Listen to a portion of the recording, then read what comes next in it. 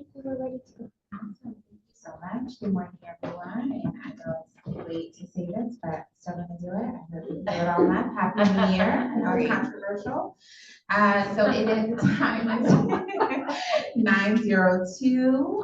We are gonna call this meeting to order. Maybe do a roll call attendance, please. Good morning. Welcome to the Los Angeles Homeless Services Authority Finance Committee meeting. Today is Friday, January 16, 2026. This meeting is being recorded. Commissioner McMorrin? Here. Commissioner Perkins? Here. Commissioner Rodriguez? Here. We have quorum. Wonderful. Thank you so much. We're gonna move on to agenda number 1. We're going to do the acceptance of the minutes, including any corrections of the special finance committee meeting held Friday, November 21st, 2025. Is there any questions or comments from our colleagues? All right, we have, do we need a motion for this one? No, all right, wonderful. Let's move on. And we're going to transfer to 2.0, our CFO's report. Good morning, commissioners, and thank you for joining us. I'll go ahead and start off my report with an update on the fiscal year 24-25, the Measure H LAHSA Financial and Compliance Audit. The Measure H audit was completed by BCA Watson Rice on behalf of the county. The auditors notified LAHSA that there were no findings. The auditor conducted the independent audit for Measure H, and they examined the Measure H program administration, compliance, and financial reporting across the CEO HI, now HSH, and multiple other county departments in LAHSA. The auditor concluded that LAHSA's Measure H revenues and expenditures were fairly stated in accordance with the governmental generally accepted accounting principles, and LAHSA's administration of the funding complied with the County of Los Angeles operating agreement and all applicable regulations. The Department of Auditor Controller is conducting the internal review and preparing the report for public release. An update on audits that are in progress. There's the LACDA HUD OIG State ESGCB audit. It's a financial audit conducted by HUD OIG. They review the financial documentation submitted, and the fiscal review is to assess the compliance and proper use of ESGCB funds. There is the City of Los Angeles Controller's Office audit, the CARE Plus operations. It is a performance audit initiated by the City Controller's Office to evaluate the CARE Plus encampment resolution operations, the programmatic review of LAHSA's outreach strategy, and operational efficiency. And we are starting the LAHSA annual single audit for fiscal year 24-25. An update on the fiscal year funding. The State of California Department of Housing and Community Development, HCD. So as you're aware, the state HAP round 6 allocations were delayed until Q3 due to the State of California's delayed budget finalization and the development of new accountability measures. LAHSA, alongside the entities within the LA region, had submitted the final amendments to its COC HAP 6 application to the state as of December 11th, 2025. We are working with the state on further updates on receipt of the HAP round 6 funder agreements. The update for the fiscal year 26-27 funding landscape. The federal HUD NOFO update. On December 19, 2025, a federal judge issued a preliminary injunction ordering HUD to halt implementation of the November 13, 2025 fiscal year 2025 NOFO and revert to the July 1st, 2024 conditions pending resolution. What this means is renewals can now proceed under the prior fiscal year 2024-2025 rules, potentially safeguarding critical permanent housing programs. Applications reopened on January 9th, 2026, with submissions due February 9th, 2026. The effect of the injunction, the application process will move forward, but HUD may not obligate any funds until the injunction is lifted or there is a court decision. We're hopeful that HUD will be compelled to honor the fiscal year 24-25 rules and obligate funds accordingly. However, a court ruling in HUD's favor could result in HUD disregarding the application submitted under the fiscal year 24-25 rules and proceeding under HUD's modified new rules.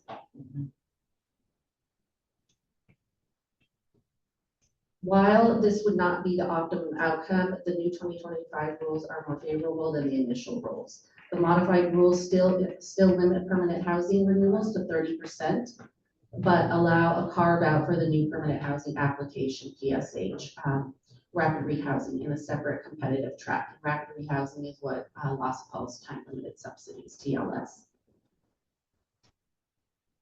The City of Los Angeles fiscal year 26-27 city budget request. LAHSA submitted the request on November 21st, 2025.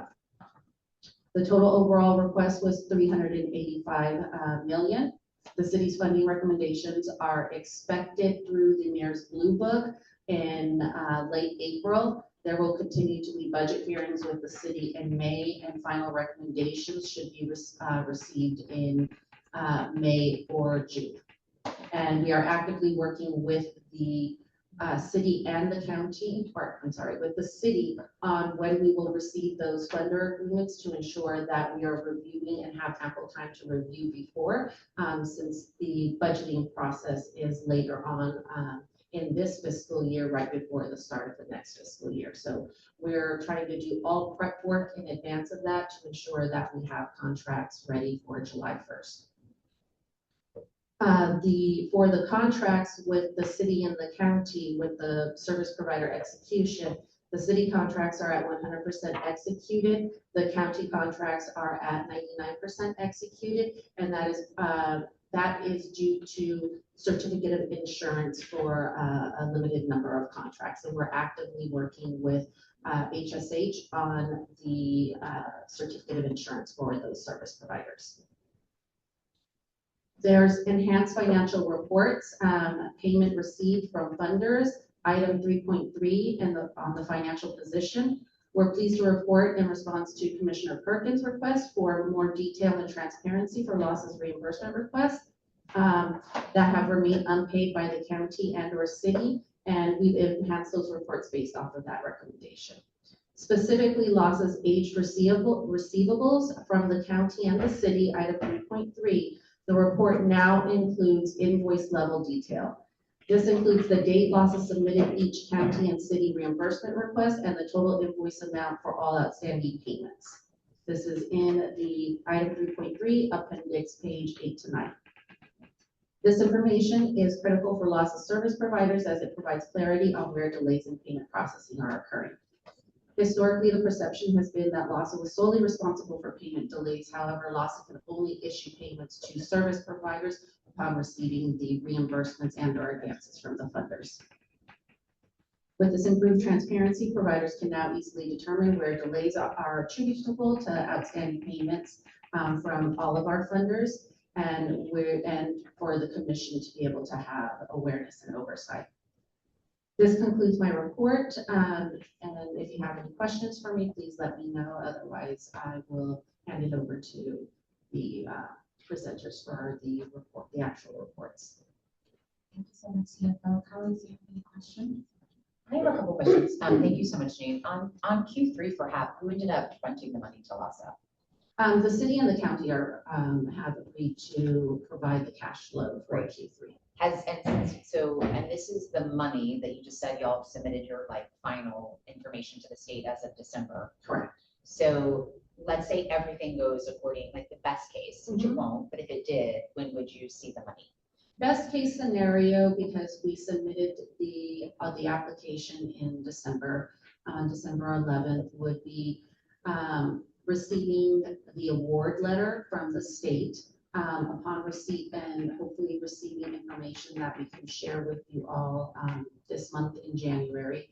And then once that is confirmed by the state, receiving the executed agreement, ideally, best case scenario in February. And then last year, it took the state approximately 10 days to issue payment from the executed agreement. So depending on the timing of that executed agreement, if it is received sometime in February, we could potentially receive the payment from the state, the first half of the disbursement, in late February, March. Okay, there's And that's half six. ideal.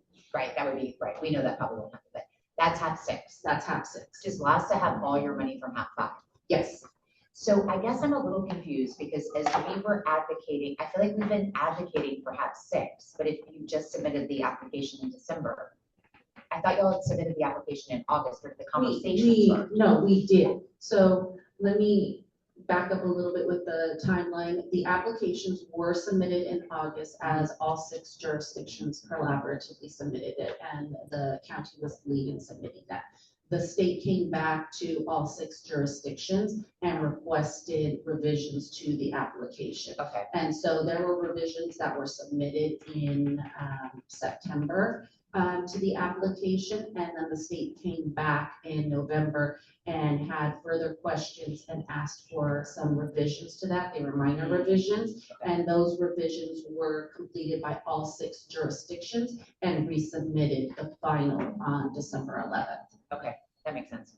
And then last is, I think I'm a little confused. I'm trying to read all the updates on the COC, but so there's the injunction, but then the application is open. So is LASA submitting a NOFO response for this open thing in the portal? So right now, we are not submitting a response for Okay. that. We are going through the process for them to obligate the funds based off of the 2-year one, but Okay. there still is the court injunction where they have to make their final ruling. So they said you cannot implement it, but the HUD is waiting for the final ruling to actually allocate those funds and disperse them. But we are hopeful right now that renewals will proceed and flow through. Okay, okay, thanks, Janine. Thank you for the report. Congratulations on the no findings audit as well. On that note, were there any major recommendations given regarding to the Measure H? No. No? That's fantastic, congratulations. In terms of, I was looking at the report on the advances for Measure H, and of course, utilization varied dramatically. For the actual reports, Yes, the actual reports, it's right before the opinions. Okay, is, Yeah, so, yeah, just, that's why I was asking if there were any recommendations on how that. And then, one final question, you mentioned that this, in terms of the NOFO, conditions are more favorable, right? And that the or not permanent housing, which is still capped at 3%. Is there a percentage of that? so, and we can get back to you with further information. We do have, outline of the information for the NOFO. So the way that is going to work is right now, there's not a carve out because with the renewals, it would just be renewing us based off of the 24-25 prior applications, which would be honoring that 2 years. And so there would be no carve out. The carve out would happen if the judge rules in favor of HUD for them to implement new rules, and then that's where it would take place. so right now, we're gonna remain hopeful with our HAP 6 and receiving that quickly and the HUD NOFO. That's what we can do. Thank you so much. I see you all working really diligently to respond to concerns. Also very grateful for the recommendation of finding audit. So really want to commend your leadership and your staff and just trying to be as transparent as possible as we continue to navigate really incredibly unprecedented time. So fingers crossed that we hear back from the state soon and that the best case scenario comes to fruition. So we'll move on to, was there any public comments on the CFO report? Okay, thank you. And at any time there are, just leave me know. Otherwise, we'll just keep going. So we're going to go on to our financial reports. We'll start with 3.1, budget, agency budget versus actuals. Good morning, good morning. Christina Hill, Finance Director. Let's see. It's gonna be rough for you all, Andre, if I can't move the mic up. You might have to freestyle, so. Good morning, so I get to present to you, 3.1, if we could advance to the first slide. Yeah, thank you. And you all are probably getting very familiar with this. No big changes here. We have the administrative budget again, tracking, the average a little low, right, at 5.4%. The direct programs, 86 million for 10.4%, and the lion's share, of course, the service provider budget at 698 million, 84%. Now pause just for any, give you a chance to digest it. I know you received it last week, but we can also always circle back, right? Next slide, please. So here I'd like to highlight for you, most numbers are tracking as expected.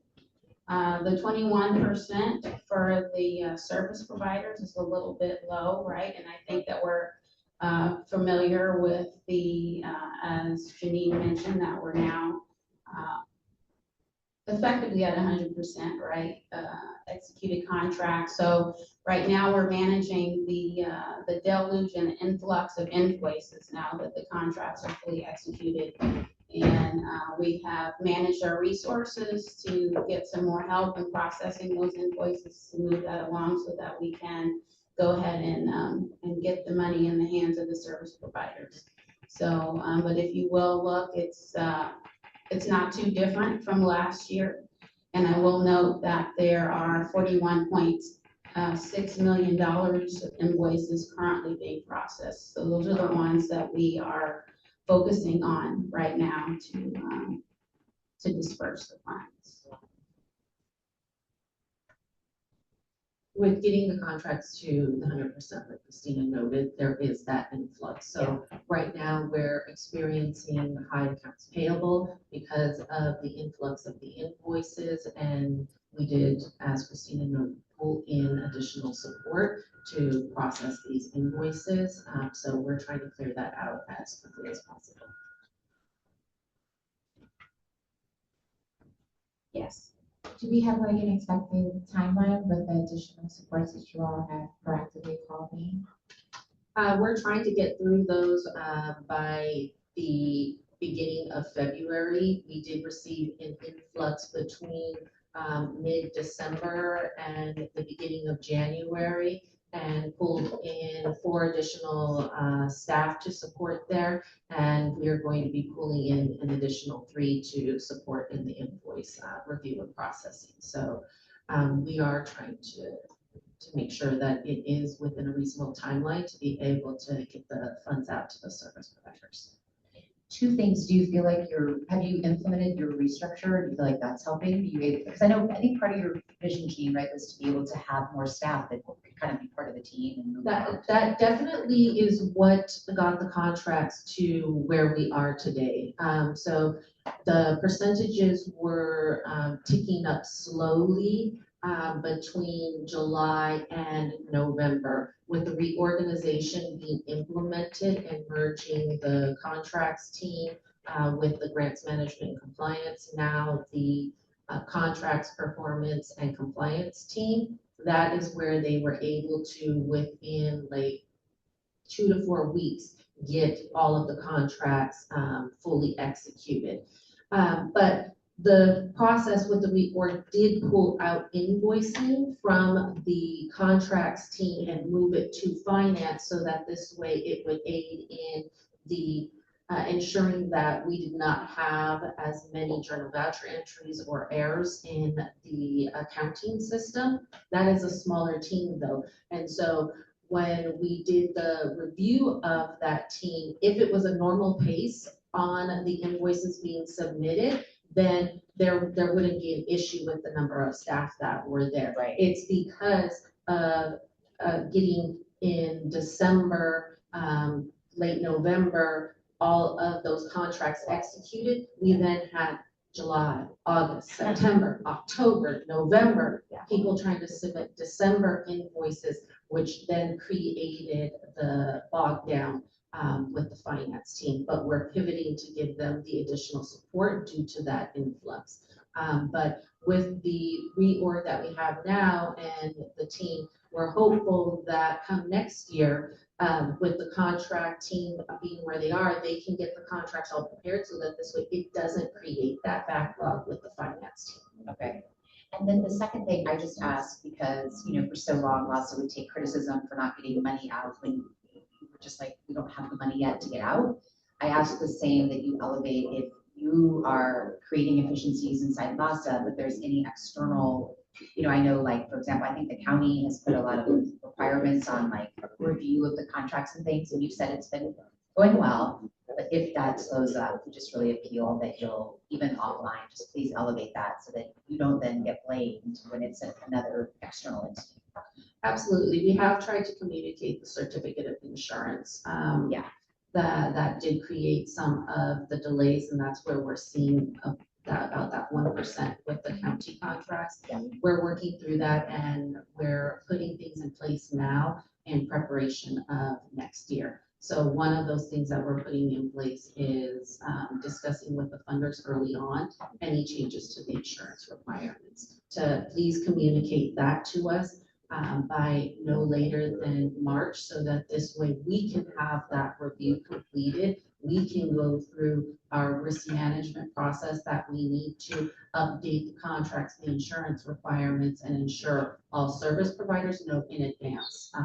But that will be contingent upon the funders being able to release that information and any changes to us. And before moving on to the next slide, I just wanted to check with you all to see, because if you look at the numbers, so right now how we're presenting the data is that the months are prorated at a fixed rate, like so a 12th at month 1, so on and so forth, right? But if you look at the prior year numbers, they're tracking pretty closely with the prior year numbers, right? So I'm just wondering, in terms of the information being digestible and useful to you, we've thought about presenting them on a weighted basis, if you would, based on historical information. I'm just wondering, do you prefer to see it like this, or is it still helpful to have both? Because it does definitely, there are, like Janine was saying, we're predicting, you know, for next year, there's a cyclical nature, right, of how things happen. So I'm just wondering if it's good like this, or do you prefer any changes to this report? I love it. As is? Yeah. Okay. All right, thank you. Next slide, please.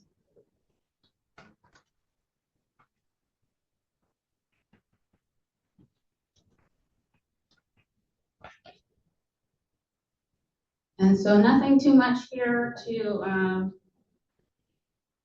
nothing, you know, grossly out of the ordinary. I would like to highlight that for the February meeting, we are going to be presenting any true ups and any revenue adjustments based on funder agreements. So that'll be our mid-year financial status report. And it'll be truing up of any carryover amount. So that'll be something that we can look forward in the February.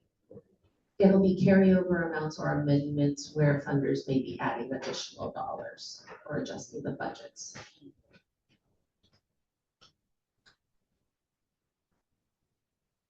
Sorry, Director, I'm looking, I feel like one of the things that Director O'Neill or CEO O'Neill has brought up at the commission a couple of times is like looking at Lassa's expenditures. I know she's mentioned some different properties and things.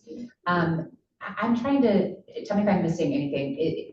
Are there reduced investments yet? It could be that there aren't, because like there's leases and different things, but I'm just curious. So that the exercise that Gita O'Neill, the CEO, is referencing primarily are impacting fiscal year 26-27. Because we've got a lot of these already established, we're already mid-year. It's going through those negotiations with the leases to see where we can reduce and have opportunities. We did go through an exercise with insurance costs, and that occurred this fiscal year, and trying to reduce the insurance costs for this fiscal year where possible. So assessing properties, assessing vehicles, if we could return any vehicles this fiscal year, we were. So I don't want to minimize the work that is being completed this fiscal year also, but a lot of it will flow into, and you'll see the impacts in fiscal year 26-27. To that same note, you will see some decreases here in our administrative costs, including our professional contracts and any travel and training. Things are also starting to ramp down. But like Janine said, because of contractual agreements, there's a lag.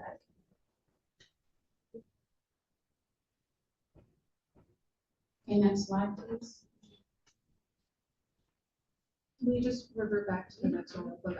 I just like giving a reminder to the, to our commissioners is that this is the information from this slide, bifurcated from the other one. The prior version is the summary. This one breaks out those, excuse me, administrative dollars into the loss of the housing system administration and the infrastructure and internal services, so that this way you could see the costs that are associated to core functions of LAHSA, such as the contracting, the grants management, the active system management, and that with the overall operations of LAHSA.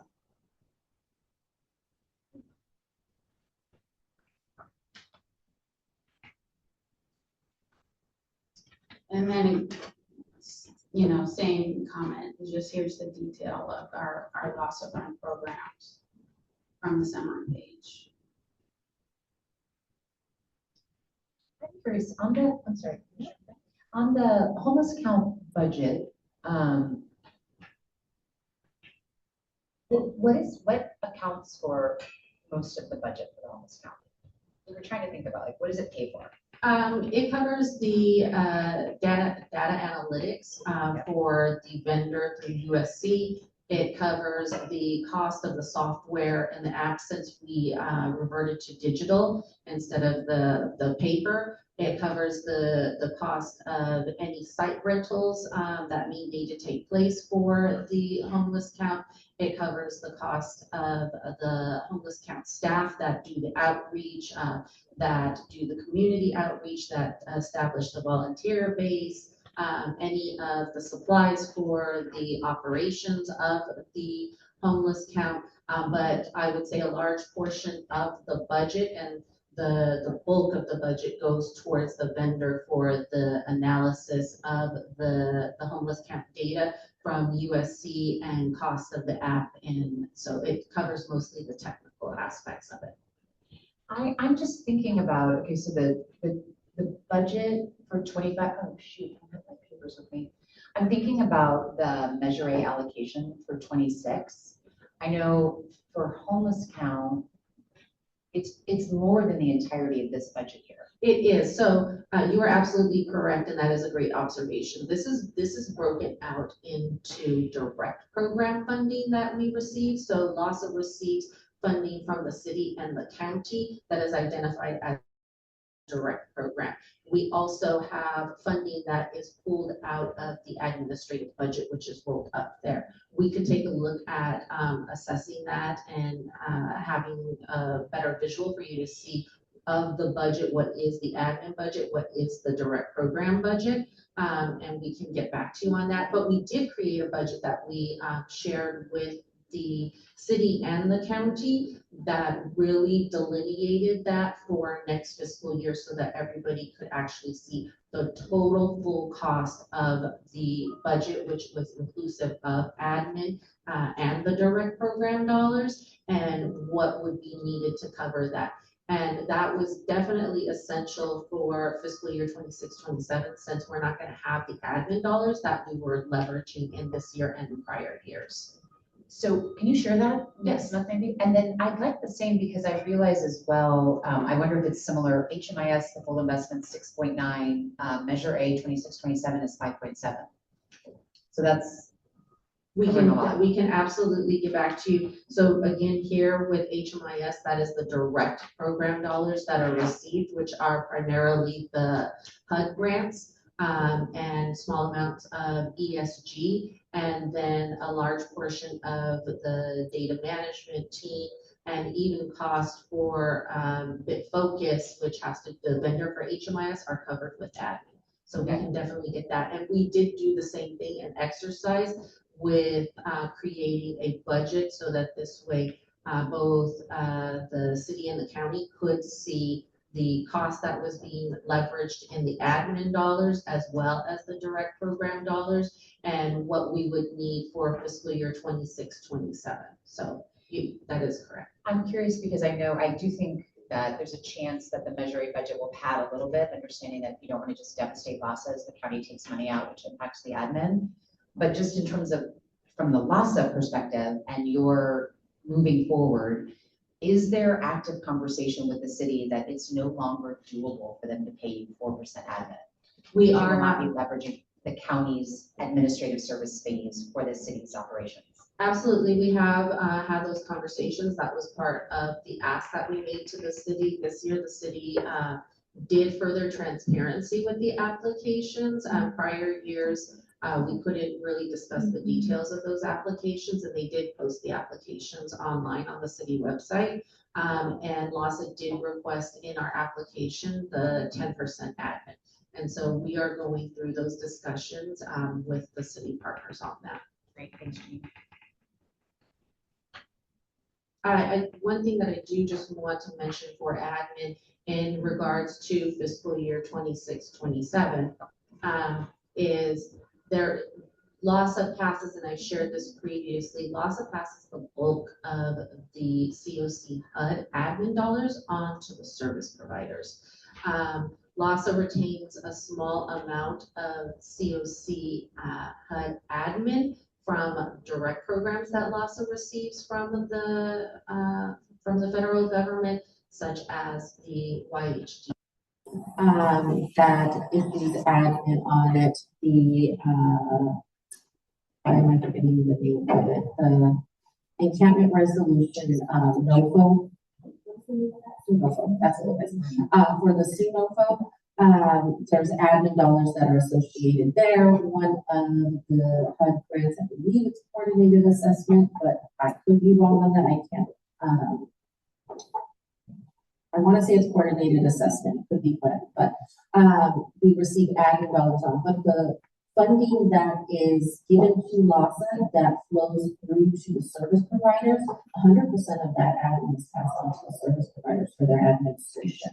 So it is essential that LAHSA does receive the support from both the city and the county on the admin that is needed to support the operations, the grants management, the contracting for those HUD contracts. And so that is part of our ask to the city. And the ask was split 50-50 with the council. The county general fund provides, historically has been generous and provides $2 million. And that amount was increased because as the base level of funding to support the admin dollars for HUD. And so we just want to make sure that going through this process that our funders do not lose sight of that, is that the bulk of the admin dollars for HUD is passed on to service providers for them to be able to maintain their operations, and for LAHSA to oversee those, we still need that support. So we would still need the $2 million in the general fund from the county. And we did identify what the delta is for the 50% for the county, and we did identify the full 50% for the city as part of our request. And it says here, you mentioned that the dollars from the COC go to the providers, but it says they only give you 1% admin anyway. Well, and the breakdown that you're seeing on the 1% is the amount that LAHSA receives. So like I said, we receive a small amount of admin from the YHTP contract. There's more, but that flows through to the service providers and is in the service providers. Okay. That's in their budgets.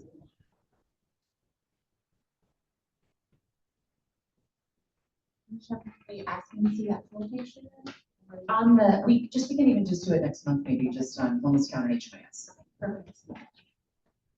Yeah, just a quick question slash request. So for the mid-year report, right, next month, of course, utilization clearly is tracking closely to prior fiscal year. In some instances, is at a faster pace, so kudos for, maximizing those resources.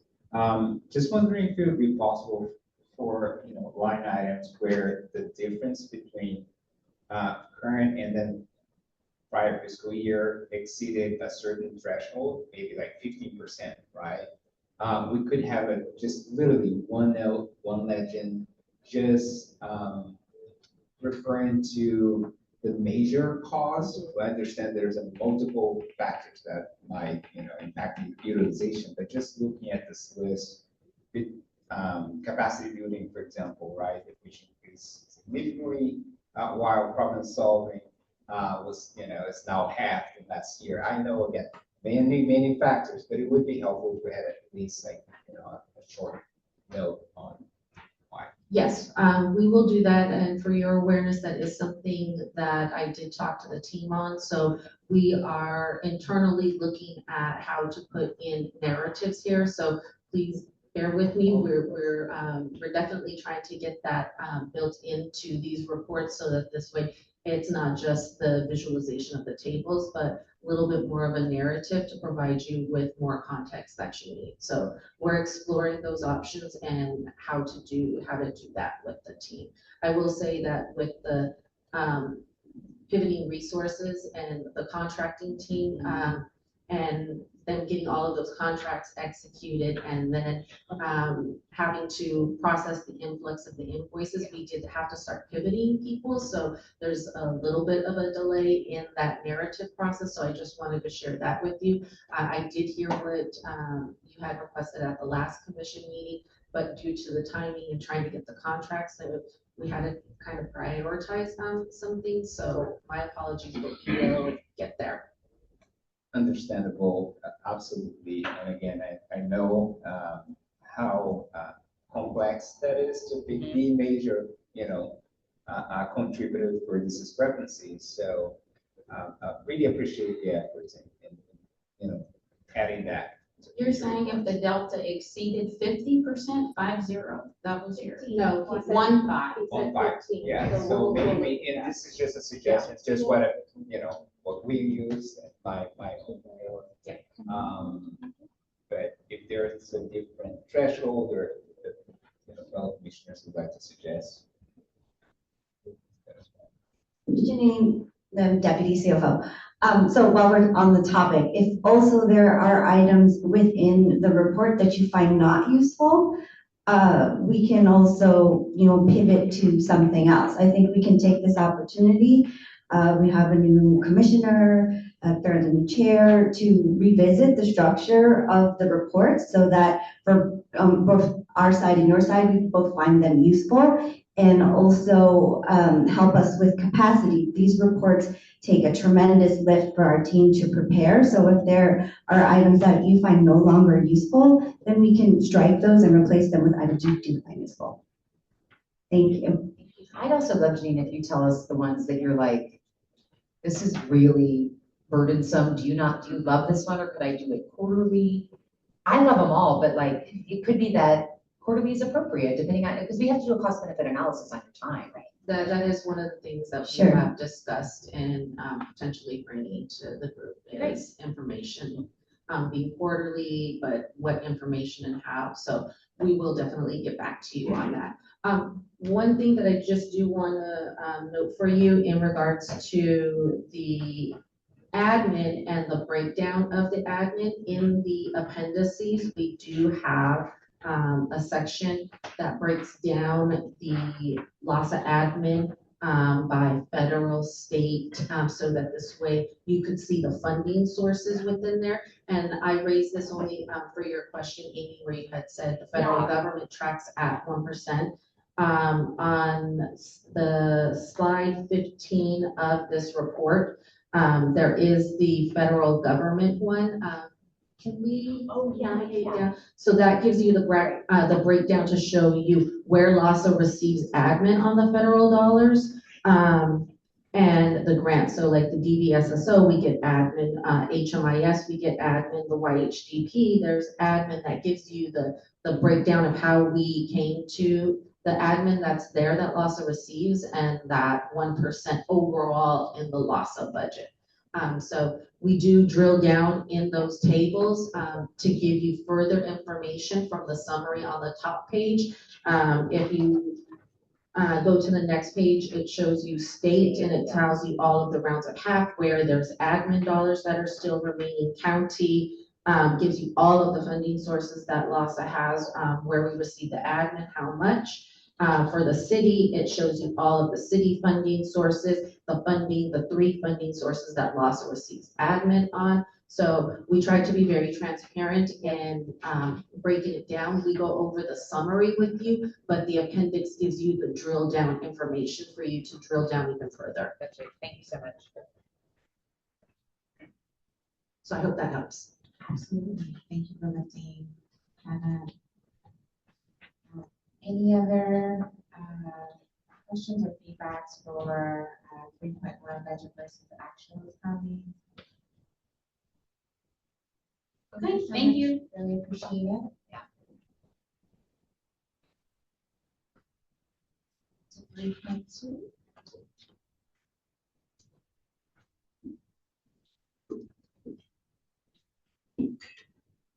Good morning, commissioners and LASSA staff who may be listening virtually and here, and the public. My name is Alejandro Gomez-Palma. I'm with the Contract Performance and Compliance Department, which, as the CFO noted, was previously the Grants Management and Compliance Department until November and the restructuring.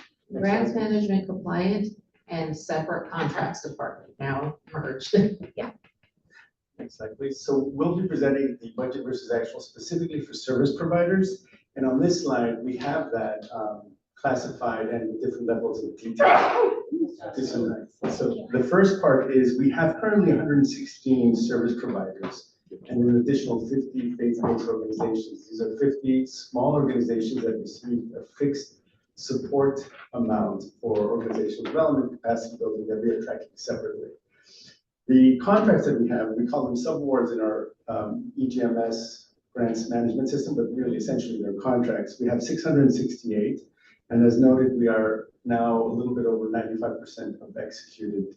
The year-to-date budget, which would be the, considering 5 months prorated linear, would be at 42%, and we are at 27% for service providers. Now, this is 2% higher than last fiscal year at a similar point in time, which is actually significant considering the delays that we've experienced with the contracting.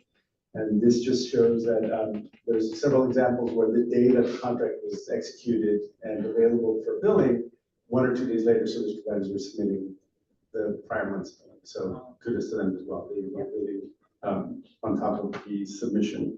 So the first table is summary expenditures by funder, and federal, state, county, and city are tracking. A couple are slightly higher. For example, state is higher, and the city funding and the state funding, as we'll see in the next slide, is actually higher because we actually have 4, have 5 that we are including this year, which last year may have been lower expenditures, and we'll see that in the next slide. What I do want to note for the commissioners is the 147 million of approved expenditures is the same figure that my colleague in the finance department just presented. We are presenting, however, an additional 41.6 million of expenditures that are routing, and this consists of 473 invoices that were submitted just in December, and approximately half of those are for the month of November, which is expected, but 49% of those invoices are for July out exactly. So that's part of the workflow blooming that we discussed previously. And I just want to note for the commissioners, we're able to pull that information because our accounting system shows the actual invoices that have been approved and the aging payables. The EGMS, the Enterprise Grants Management System, shows the invoices that service providers have submitted that are under review that would not be in the accounting system. So the team runs the reports out of both to look at what are invoices that have not been approved, that have been pushed over to MIP to give you more of a picture of the entire universe of what's going on. Okay, and the next chart, the summary expenditures by program department, again, just to confirm, these are the program departments in LASA that oversee the different programs. All of them are tracking compared to prior fiscal year, except for two cases. One, notably, permanent housing is higher at 33% compared to 21%, and this is driven by TLS.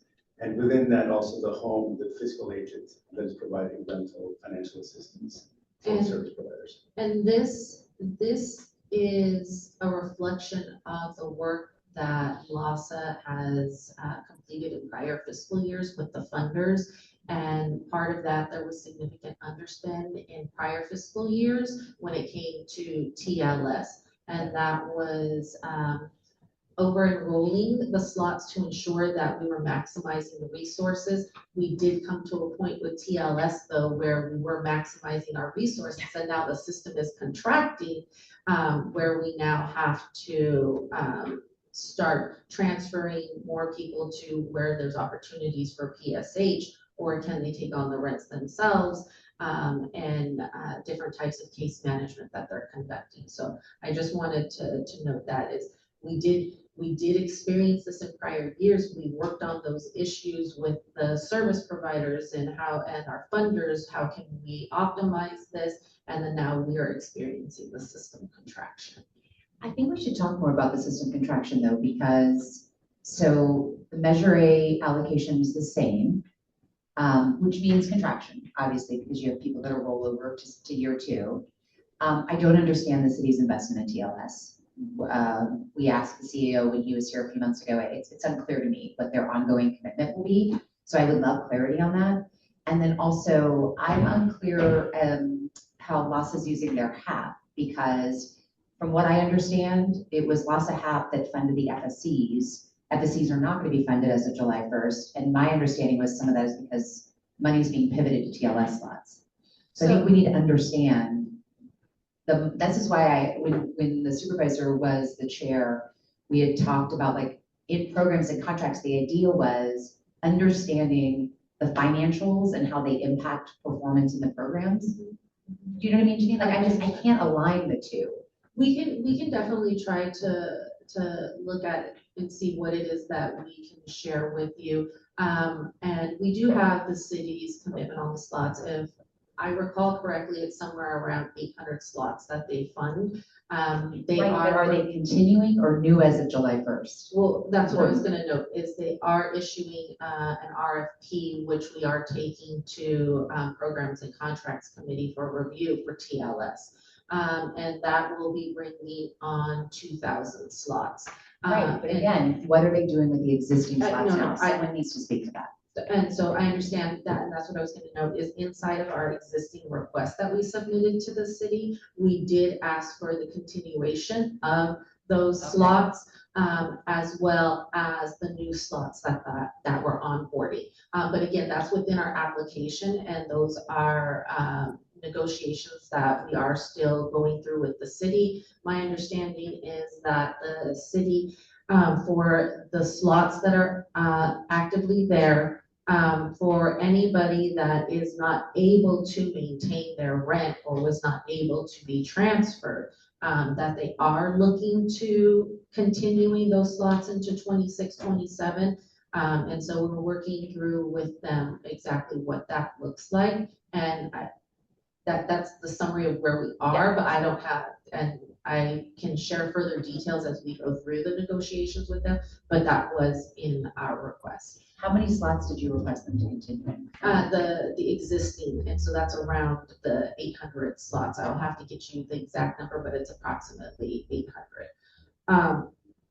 For the LASA COC HAP 6, there is the investment in TLS, and there is a fairly large investment in TLS.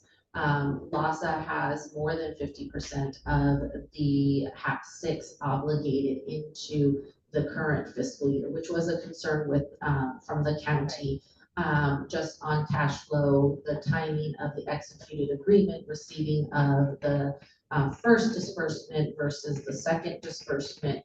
And so one of the things that LASA has done in regards to that with our funders, is if there is any underspend, we're not reallocating that as we would have in prior years because of the cash flow situation. And so to ensure that we can try to reduce down the commitment of being over 50%, in the event we don't get the second tranche in this fiscal year.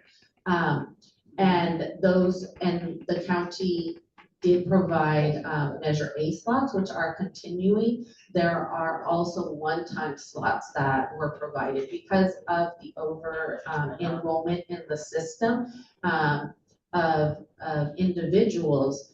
To reduce that underspending, they did provide additional one-time slots because of the DPSS cuts that took place, because of the over enrollments of participants, and those TLS dollars, the one-time funds, are inside of the county general fund agreement that LASA receives, not part of Measure A.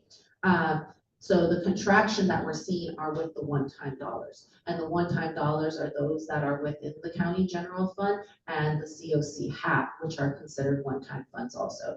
And this was in coordination with prior CEO HI, now HSH, and discussing LASA, how are you going to manage the TLS slots when we know that your commitment you fully allocate into one fiscal year, you're not going to have the funding to be able to cover those into the next fiscal year. And there is no guarantee HAP 7 will happen, but if HAP 7 happens, it's half of what we're seeing now. So that's where you're getting the system contraction, is the ramping down of the quote unquote one-time slots, which are part of the slots that LASA is funding under the COC HAP 6.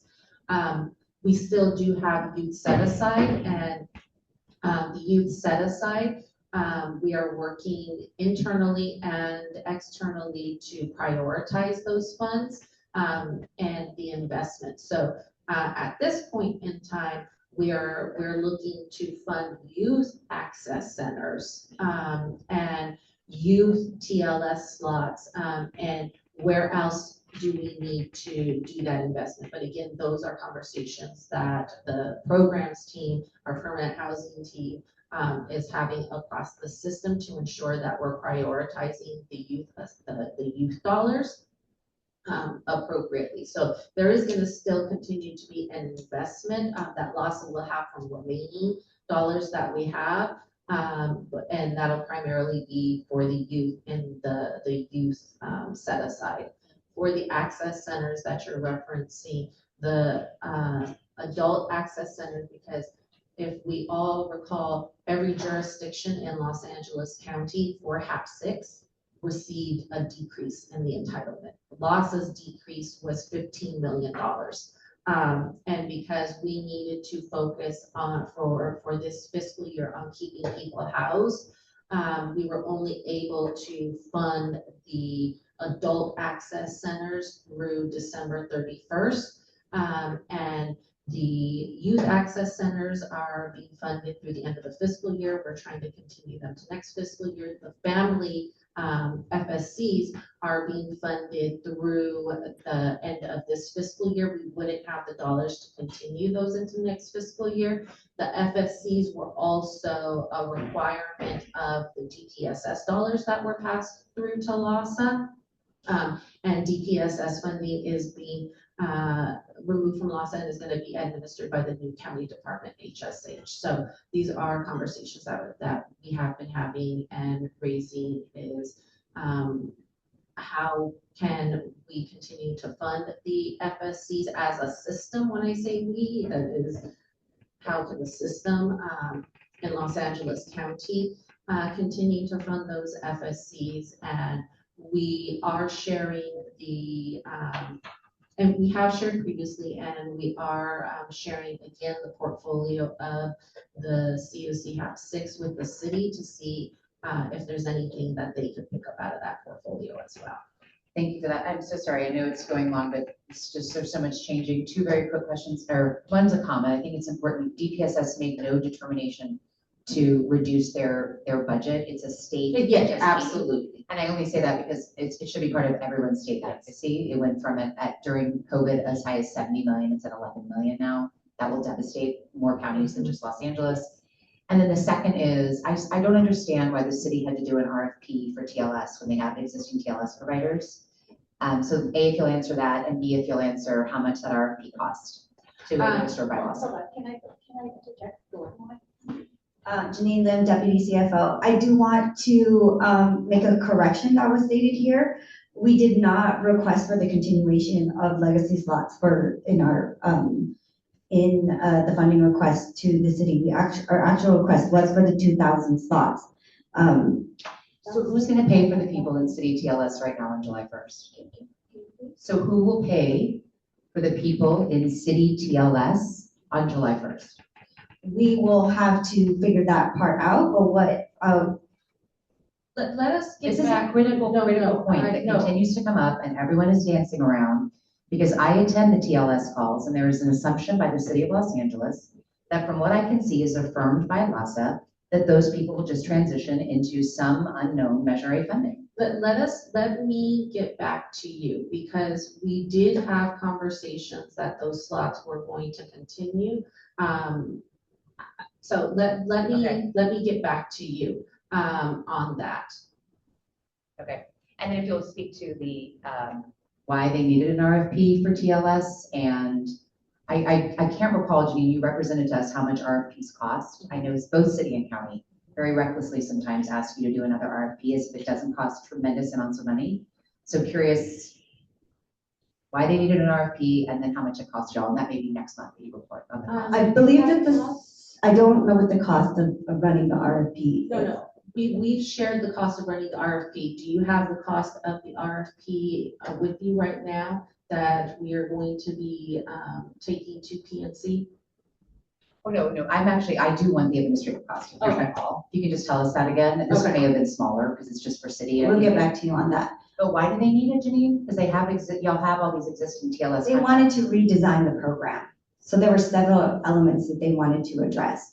From my understanding, there are three, they wanted to pivot their strategy to identify 3 specific target populations within the program, and the program currently only really exists as a whole. So they wanted to break out 3 specific populations and serve them specifically. By doing that, they need to redesign the program. Thus, they wanted to do an RFP to see which of the current TLS providers would be able to meet the needs of the new design. In addition to the new design, the city did lift their emergency declaration. Part of the emergency declaration was that the RFPs were suspended, and the TLS program has not been re-procured in years. Yeah. And so the TLS program is due to be re-procured overall. And so due to the timing of the transfer of funds of, in particular TLS from LASA to the county, that was not the right time to do that procurement with this transition. The city, though, with them lifting the emergency declaration, with them the 2,000 slots that they're going to fund, and them wanting to address the design of the program, city legal counsel, the city attorney, did note that procurement does have to take place. Okay, makes sense.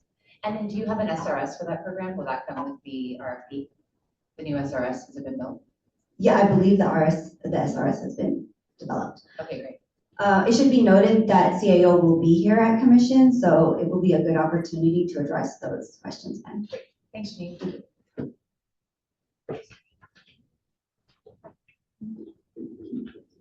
Oh, sorry. Going from extremes. So it's a little anticlimactic, but the last table on this slide is the expenditure by service planning area. Obviously, there's a lot of information here, and again, because context just recently were executed and service providers are still getting caught up with their billing. This is important, but it is indicative. But of the 3 spas that have the highest allocations, Spa 4, 6, and 2, they are tracking compared to last fiscal year. Notably, Spa 2 in San Fernando Valley is actually higher. And the countywide, we might change that with an asterisk for the next report. It's countywide, but also multi-spa. So it could be contracts that have 1 or 2 spas or 3 spas specifically because they're tied to the jurisdictions that don't obviously align to the spa classification. So those are included in the countywide. So we are tracking at 67%, which includes both countywide, but also those multi-spa contracts. Are there any questions? No, okay. This next chart shows the same information but by funding source. And again, this is the same information as presented by our finance colleagues with the added routing expenditures, pending expenditures.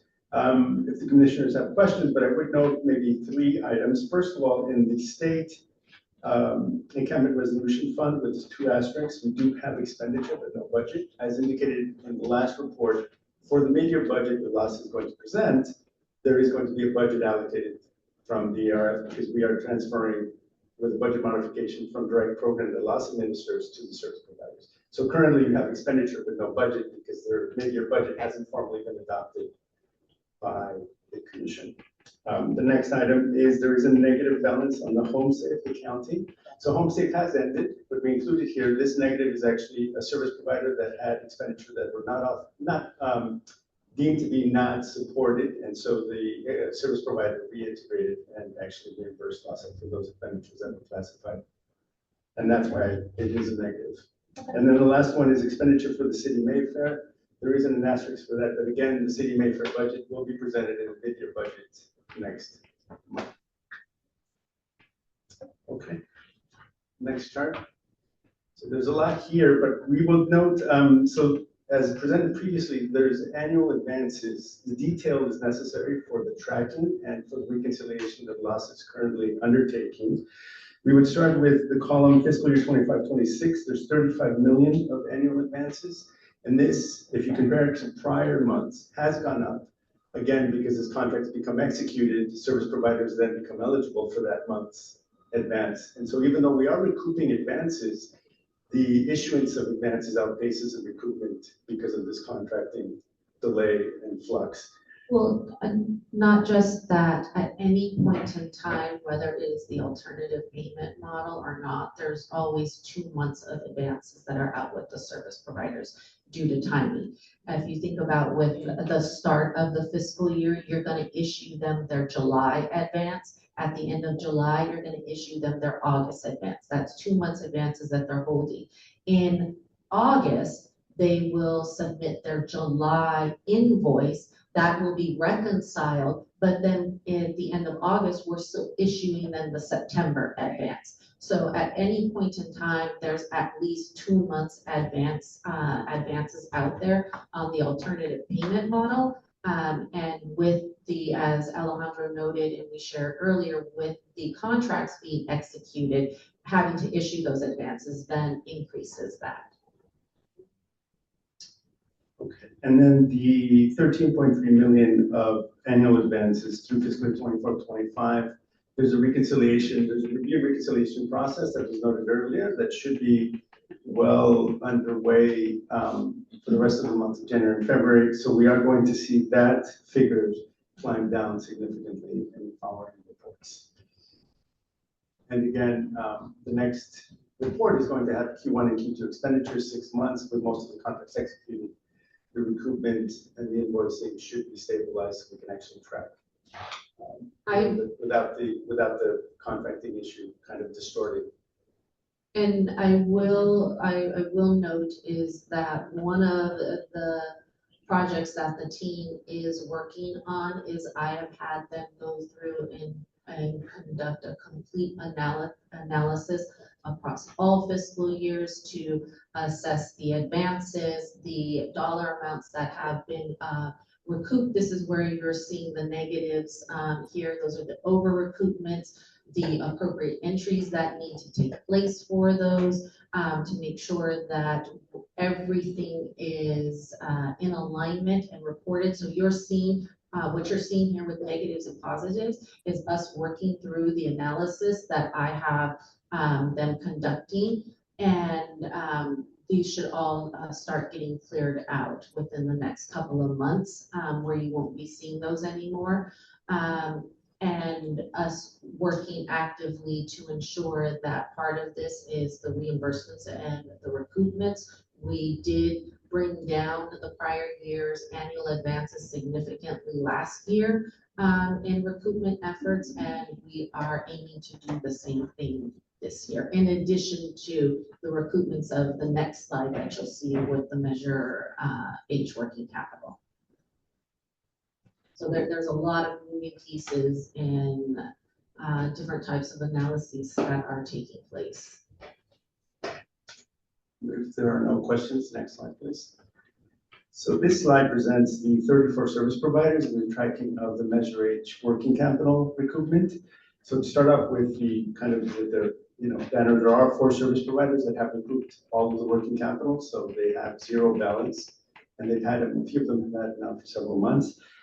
We do note that the People's Concern, there was a recoupment of almost $40,000 in this month. What is not shown on the report, however, is St. Joseph Center also issued a recoupment to LASA of $30,826. It's just that for that, if it's issued to LASA, for that to enter the accounting system, it might take 2 to 3 weeks. So at the time of this report, hadn't formally been entered, but it has been since. What I would note for St. Joseph Center is this amount, $30,826. They've been consistently recouping that amount since July, August, September, October, November, and December.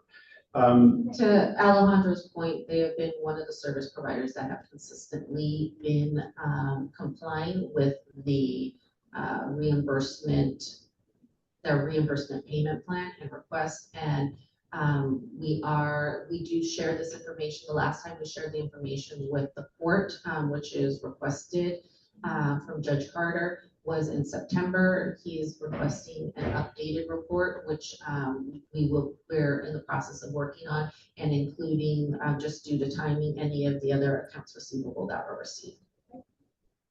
And to that note, I mean, it's not on the slide, but I'll just briefly, for recollection, in the November Finance Committee report, we had reported that we had recouped $371,000. So because it was in November, that was recouped in October. For the December report, which we didn't actually present, but during the month of November, we recouped almost $1 million from different service providers. But the commissioners may recall that, again, because of the contracting, several service providers communicated to LASA and then also requested from the county a pause on the repayment plan until obviously the billing and the cash flow situation was resolved. We do expect a recoupment of Measure H working capital, therefore to start ticking up once again, starting next month, now that we have somewhat normalcy in the contracting and billing process. One thing that I do just want to highlight that you don't necessarily see in this report, in 2024, after the county auditor controller conducted their audit, at that point in time when they conducted their audit, LASA had recovered approximately $2 million. And so about November 2024, that ticked up a little to, I believe, around $5 million. So within a year, we have gone from recouping approximately $5 million to approximately $20 million. So LASA is actively monitoring this. As I stepped into the CFO position, this was one of the things that was a priority in addressing and ensuring that everybody had their repayment plans, that everybody was complying with their repayment plans, and that we were transparent with this. The Measure H working capital was not part of the reporting up until November or December of last year, when I requested for that to be placed into the committee reports for transparency with the public. So I want to acknowledge the service providers' efforts in the repayments that they have made, and that they are committed to repaying these funds. And I want to make sure that that narrative is understood on their behalf, and the fact that almost $20 million was recouped within 1 year, I think demonstrates that. Absolutely. So, Commissioners, any questions? Try to be transparent. Thank you for contextualizing where we are, the progress that has been made. We really appreciate your thoroughness and just your overall efforts to continue to be in communication and ensure that we're all on board. So thank you so much for doing this work. I do want to just note LASA as well, and we've shared this previously, but since we're talking about the Measure H working capital, LASA as well had returned 25 million of the working capital that LASA had to the county. And that repayment of the 25 million was made at the beginning of July of this fiscal year. So financially, we are trying to address everything and be transparent. I recognize, I acknowledged what the service providers had did. I want to note LASA is also doing the same thing.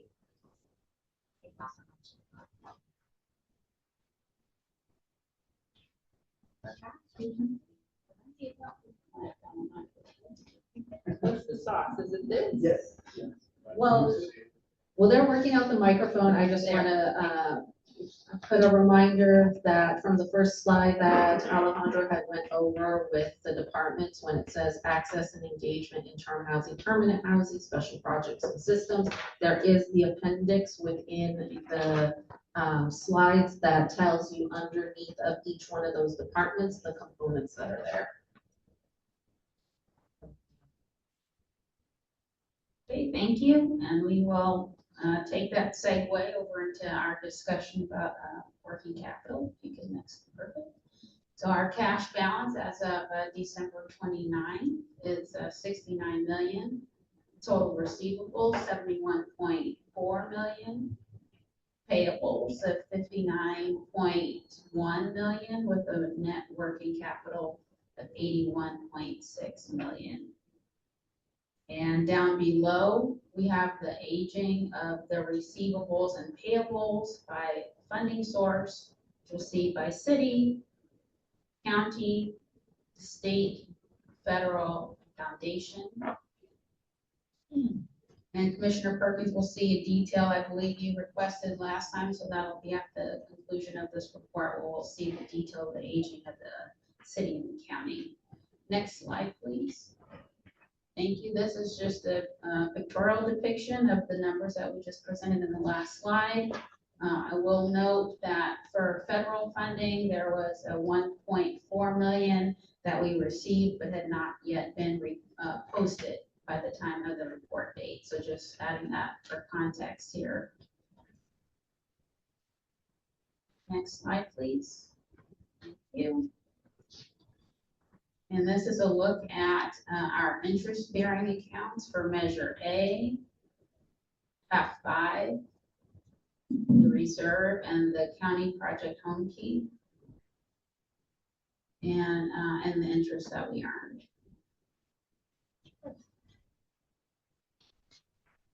Next slide, please. And you'll see our county payments here for 48.3 or 48.4 million. For the city, you'll see it's down to 1.3 million, and I'll just note. Oh yes, please.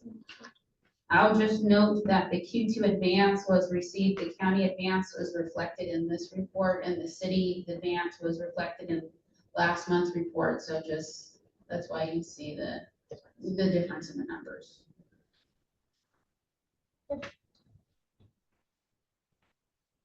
And then our last two, these are the two additional slides that were by request. So it provides here aging, the first for the county for the 29 million.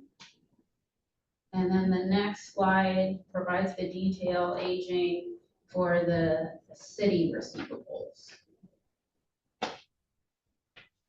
For 41 million, 40.8 million. There is so much over 90 days for both. we're working through the city with that. County too. Would they, if we talk to the county or the city, would they say it's because they're working with y'all, or like there's not complete paperwork, or everything's done, they're just not paying you? There's a variety of issues based off of the different funding sources. There's a multitude of funding sources across them. Some of them could be, in particular with the city, their transfer of their accounts. It's very complicated with the transferring of funds from one appropriation to the next, motions that have to take place, a variety of issues there. Also, LASA, if there was something that is given back to LASA where we have to redo it and resubmit it, so there's different things like that. With the county, I don't recall off of the top of my head, but we can definitely get back to you on that. We did just submit a request to the county for the supplemental invoicing that needed to take place for the 24-25. The reason for the delay with that was working through with the county because there was the over allocations that the county had placed on to Measure A last year and trying to reduce underspend. The underspend was less than what was anticipated, so then there were more in expenses than we actually had received, and we were trying to work through how we were going to address that, and the prioritization of the payments. So the staff had to go through and run the reports individually, look at each payment that was received, the date that that payment came in, to try to be fair and equitable with it and prioritizing that as part of the initial 15 million, and then how we're going to proceed with the delta that exceeded the amount. And we did, LASA internally reviewed everything, worked out a proposal and submitted that to the county. So there's a variety of things that are occurring.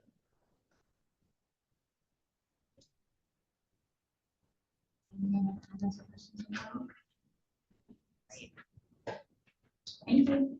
Thank you. Learning so much, so much detail, so much transparency, so really a deep appreciation for your leadership and your team.